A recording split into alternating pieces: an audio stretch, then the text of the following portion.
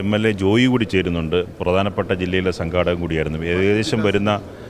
ഏകദേശം യോഗങ്ങളിലും പങ്കെടുത്തു. കഴിഞ്ഞ ദിവസം ഈ പാറശാലയുടെ യോഗത്തിൽ വലിയ ജനപ്രാതിനിധ്യം ഇന്നലത്തെ സമാപനം എല്ലാ യോഗങ്ങളിലും സമാനമായുണ്ട്. അപ്പോൾ ഈ ജനങ്ങൾ ഒഴുകിയെത്തുന്നത് ഒരു രാഷ്ട്രീയ പ്രസ്ഥാനത്തെ വിശ്വസിക്കുന്നവരൊന്നുമല്ല, സർക്കാരിനെ പിന്തുണയ്ക്കുന്നവരും അല്ലാത്തവരുമൊക്കെ ഈ ജനകീയ വിഷയങ്ങൾ പറയാൻ അവിടെ എത്തിച്ചേരുന്നുണ്ട്. അപ്പോഴാണ് ഓരോ യോഗങ്ങളിലും പങ്കെടുത്ത ഒരു അനുഭവം വെച്ചിട്ട് എങ്ങനെയാണ് ജോയി ഇതിനെ വിലയിരുത്തുന്നത്? അല്ല, ഇതിൽ വന്നിരിക്കുന്നൊരു പ്രത്യേകത എന്ന് പറയുന്നത് ഇതൊരു പുതിയ അനുഭവമാണ്.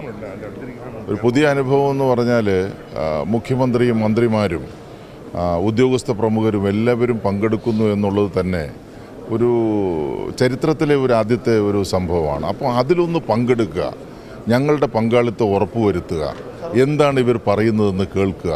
അങ്ങനെ ഒരു പുതിയ ഒരു വിഭാഗം ആളുകൾ ഈ പരിപാടിയിൽ ഒഴുകിയെത്തുന്നു എന്നുള്ളത് ഏറ്റവും പ്രധാനപ്പെട്ട കാര്യമാണ്.